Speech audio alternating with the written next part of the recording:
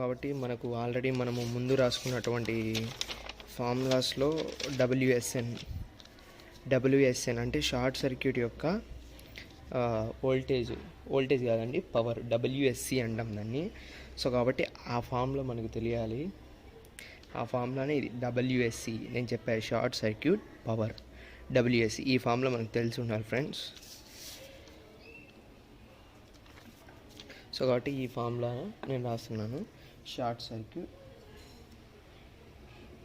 Circuit power WSC is equal to మనకు formula వచ్చేసి root three VSC and ISC cos 5SC. మనకు ఈ ఫార్ములాలో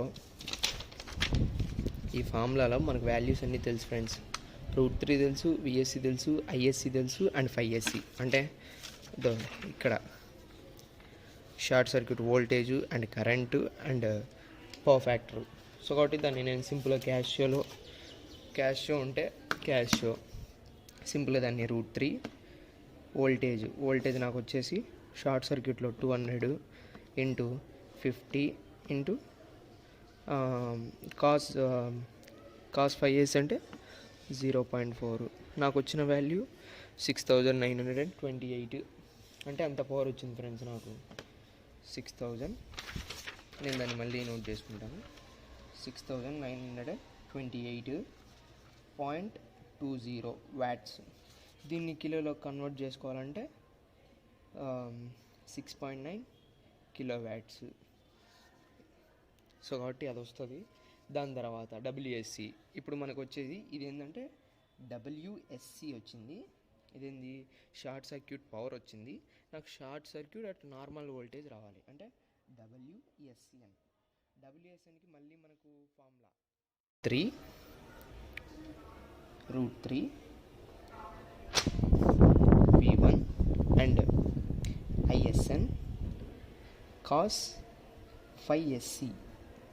ఐఎస్ఎన్ నేను ముందు కనుక్కున్నాను ఫ్రెండ్స్, ఇక్కడ కనుక్కున్నాను. అందుకే ఆ ఐఎస్ఎన్నే నాకు 20 సెంటీమీటర్స్ వచ్చింది. సో కాబట్టి ఆ వాల్యూనే నేను ఇప్పుడు ఇక్కడ వేస్తాను. సో కాబట్టి రూట్ 3 వోల్టేజ్ నాకు వచ్చింది 400. సో కాబట్టి నేను డైరెక్ట్ వాల్యూ క్యాలిక్యులేటర్ కొట్టి చూపిస్తాను ఫ్రెండ్స్. రూట్ 3 ఇంటూ V1 అంటే నాకు వచ్చింది 400 అండ్ ఐఎస్సి నాకు వచ్చింది 20 ఇంటూ కాస్ 5SC 0.4.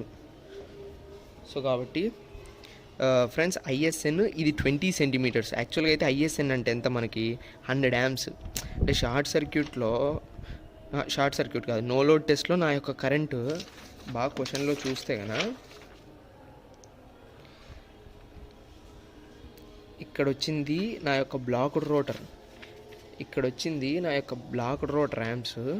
ఇక్కడ వచ్చింది నా నో లోడ్ యాంప్స్. అదే బాగా చూస్తే కనుక స్టార్టింగ్లో మనం ఐఎస్ఎన్ షార్ట్ సర్క్యూట్ యొక్క కరెంట్ని క్యాలిక్యులేట్ చేసాము. ఆ షార్ట్ సర్క్యూట్ వచ్చేసి ఐఎస్సి ఇంటూ W1/VSC.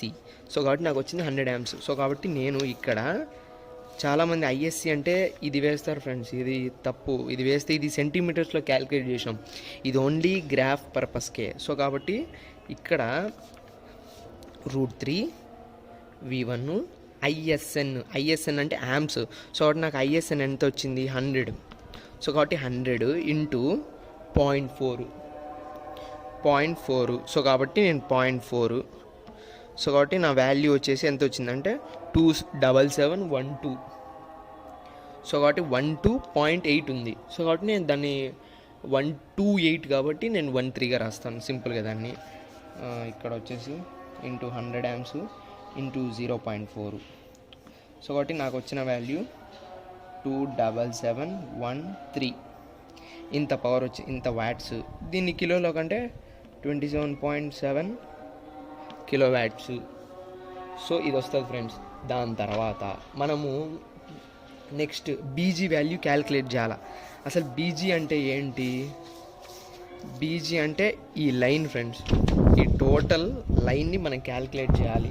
ఎందుకంటే మనకు పవర్ స్కేల్ కావాలి కాబట్టి. ఈ పవర్ స్కేల్ ఎందుకంటే కనుక ఫుల్ లోడ్ కాపర్ లాసెస్కి మనకు ఉపయోగపడుతుంది ఫ్రెండ్స్. అది ఎందుకు అనేది నేను చెప్తాను ఇప్పుడు. ఈ లెంత్ అంటే ఈ బి నుండి ఈ జీ వరకు టోటల్ లెంత్ ఎంత ఉంది, ఎన్ని సెంటీమీటర్స్ ఉందో. సో కాబట్టి మనకు స్కేల్ ఉంది సింపుల్గా. సో కాబట్టి ఎగ్జాక్ట్గా ఇది వచ్చేసి 8.6 ఉంది ఫ్రెండ్స్, 8.4 ఉంది పర్ఫెక్ట్గా చెప్పాలంటే. ఇది 8.4 ఉంది ఫ్రెండ్స్. సో కాబట్టి నేను బీజీ వాల్యూ, సో కాబట్టి BG is equal to 8.4 centimetres. So 8.4 centimetres తీసుకున్నాను. ఇప్పుడు పవర్ స్కేల్ని మనం క్యాల్కులేట్ చేయాలి. పవర్ స్కేల్కి మనకు ఫార్ములా 1 సెంటీమీటర్ ఈక్వల్ టు, అంటే పవర్ స్కేల్లో మనం క్యాల్కులేట్ చేసినప్పుడు 1 సెంటీమీటర్ ఈక్వల్ టు చేయాలి.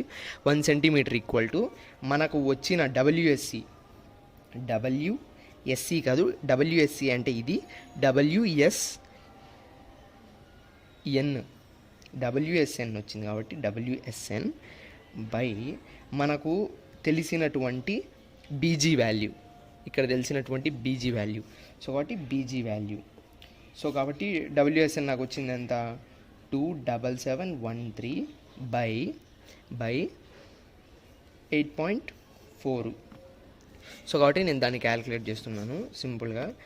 27713 బై 8.4. సో కాబట్టి ఇది చేస్తే మనకు వచ్చిన వాల్యూ 3299.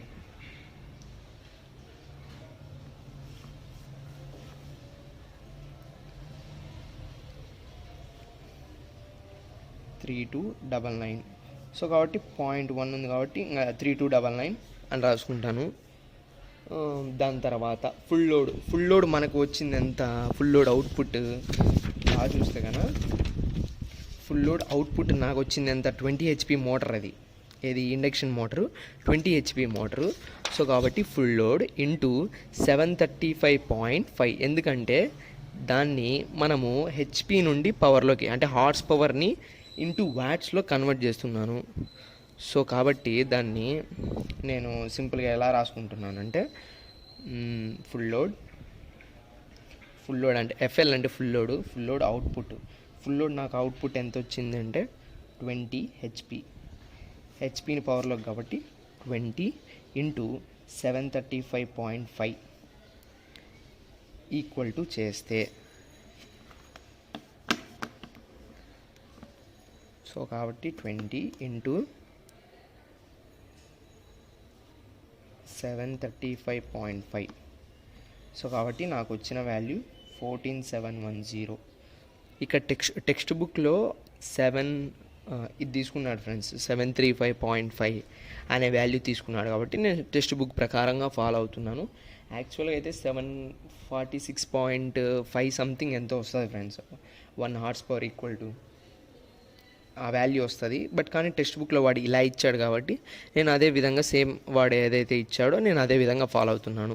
ఇప్పుడు ఇప్పుడు నెక్స్ట్ నా స్టెప్ ఏంటంటే length of the full load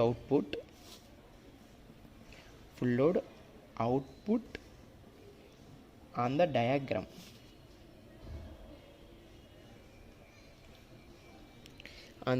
నేను చేస్తున్నాను ఫ్రెండ్స్. సో కాబట్టి ఇది కనుక్కోవాలంటే కన్నా ఈ వాల్యూ నాకు వచ్చిన ఫుల్ లోడ్ అవుట్పుట్ బై నాకు వచ్చినటువంటి full load output and power scale value. అంటే నేను దాన్ని మళ్ళీ రాస్తాను. ఫుల్ లోడ్ అవుట్పుట్ నాకు ఇక్కడ వచ్చింది, ఎక్కడ ఇది ఫుల్ లోడ్ అవుట్పుట్ ఎంత 14. నేను దాన్ని మళ్ళీ ఫుల్ లోడ్ అవుట్పుట్ బై నా యొక్క పవర్ స్కేల్ వాల్యూ నాకు ఎంత వచ్చింది, పవర్ స్కేల్. సో కాబట్టి నేను ఫుల్ లోడ్ అవుట్పుట్ నాకు వచ్చింది 14710 అండ్ 3299 నాకు వచ్చిన వాల్యూ ఇది ఫ్రెండ్స్. సో కాబట్టి నేను దాన్ని సింపుల్ క్యాల్కులేటర్లో 14710 డివైడెడ్ బై 3299 చేస్తే కనుక నాకు వచ్చిన వాల్యూ ఎంత, 4.45. ఇది ఏది full load, length of the full load on the diagram. అంటే నా యొక్క ఫుల్ లోడ్ అవుట్పుట్ ఆల్రెడీ మనకు ఫుల్ లోడ్ లైన్ చూడు ఇక్కడ ఫార్ములాస్లో చూస్తే కన్నా మ్యాక్సిమం అవుట్పుట్ లైన్ హెచ్ఐ అంటే ఈ వాల్యూ ఫ్రెండ్స్. సింపుల్గా నేను చూపిస్తాను. అది మ్యాక్సిమం అంటే యాక్చువల్గా ఇక్కడ వస్తుంది. మామూలుగా అవుట్పుట్ అంటే కన్నా ఈ పైన అంటే బీకి పైన ఆ లెంత్ వచ్చేసి ఎంత అంటే 4.5 ఉంటుంది ఫ్రెండ్స్. సో కాబట్టి నేను 4.5 పెట్టేసుకొని నేను పైకి డ్రా చేయాలి.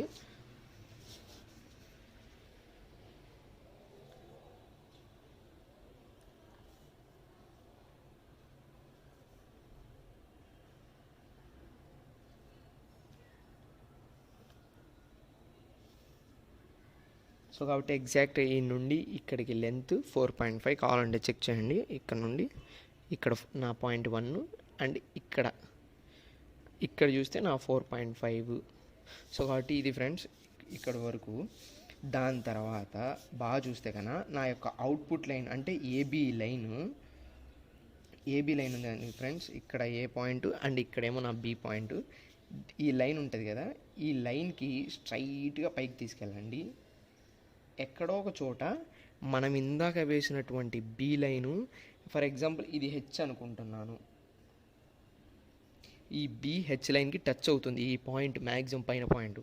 ఆ పాయింట్ నుండి స్ట్రైట్గా సర్కిల్ డయాగ్రామ్ని కట్ చేస్తూ ఇక్కడికి రండి ఫ్రెండ్స్. ఈ పాయింట్ దగ్గరికి సర్కిల్ డయాగ్రామ్ని కట్ చేస్తూ ఈ పాయింట్ దగ్గరికి రండి. ఈ పాయింట్నే నేను పి అనుకుంటున్నాను.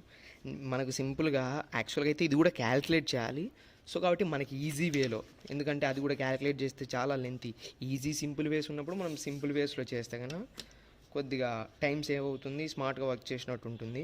సో కాబట్టి ఈ లైన్కి ప్యారలల్గా వచ్చింది ఈ లైను, అప్పుడు ఇది అవుట్పుట్ లైను. దీన్ని సింపుల్గా ఇది పి నుండి ఓకే, సింపుల్గా పి నుండి ఓకే చేసేయండి. ఒక లైన్ డ్రా చేయండి, సరిపోతుంది. అండ్ దెన్ ఇప్పుడు మన యొక్క టార్క్ లైన్ ఉంది కదా ఫ్రెండ్స్, ఇది మన యొక్క అవుట్పుట్ లైను. దీన్ని ఇంకా చెప్తాను. ఇప్పుడు మన టార్క్ లైన్ ఉంది కదా ఫ్రెండ్స్, టార్క్ ఇది అంటే ఇది ఏ నుండి ఈకి, ఇది నా యొక్క టార్క్ లైను. ఇది ఎగ్జాక్ట్గా దీనికి సేమ్ ఇందాక అవుట్పుట్ని ఎలా అయితే ప్యారలల్గా ఏబీ లైన్ని పైకి తెచ్చామో సేమ్ అదే విధంగా ఈ లైను ఏ అండ్ ఈ లైన్ని స్ట్రైట్గా పైకి తేయండి. ఇట్లే బాగా చూడండి ఫ్రెండ్స్. క్రాస్గా పోనేస్తే కానీ సర్కిల్ డయాగ్రామ్ కాస్త తప్పుపోతుంది. సో కాబట్టి ఎగ్జాక్ట్గా స్ట్రైట్ కదండి. సో కాబట్టి నా పాయింట్ వచ్చేసి ఇక్కడ వచ్చింది ఫ్రెండ్స్. సర్కిల్ డయాగ్రామ్ని ముందుసారి ఏం చేసామంటే ఈ పాయింట్ దగ్గర టచ్ అయినప్పుడు, అంటే ఈ పాయింట్ దగ్గరికి వచ్చినప్పుడే స్టాప్ చేసాము. బట్ ఇప్పుడు మాత్రం ఈ టార్క్ లైను ఎక్కడైతే డయాగ్రామ్ని టచ్ అవుతుందో, అంటే ఈ డోమ్ షేప్ని టచ్ అవుతుందో ఆ పాయింట్ని సెట్ చేసుకోవాలి.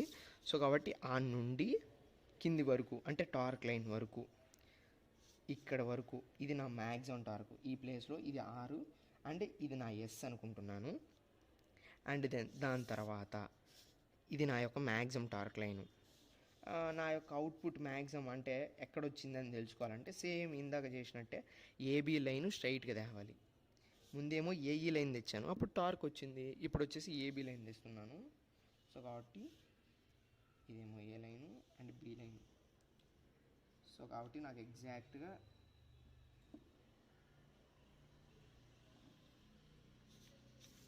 ఇక్కడ వచ్చింది ఫ్రెండ్స్ నాకు.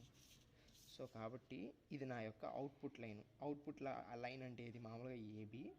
బట్ కానీ ఇప్పుడు వచ్చేసి నా యొక్క ఏబీకి స్ట్రైట్కి తెస్తే నా యొక్క పాయింట్ ఇక్కడ వచ్చింది. ఫర్ ఎగ్జాంపుల్ ఆర్ఎస్ కదా, నేను దీన్ని ఏమనుకుంటున్నానంటే హెచ్ ఆల్రెడీ ఇచ్చా, నేను దాన్ని ఫర్ ఎగ్జాంపుల్ టీఈ అండ్ ఇదేమో ఇదేమో వి అనుకుంటున్నాను ఫ్రెండ్స్. ఫర్ ఎగ్జాంపుల్ సింపుల్గా ఉండడానికి ఇదేమో టీఈ అండ్ ఇదేమో నా వి టెర్మినల్. ఇది నా యొక్క మ్యాక్సిమం అవుట్పుట్. ఇది వచ్చేసి నా మ్యాక్సిమం, ఇదేమో అవుట్పుట్, ఇదేమో మ్యాక్సిమం టార్క్ లైన్.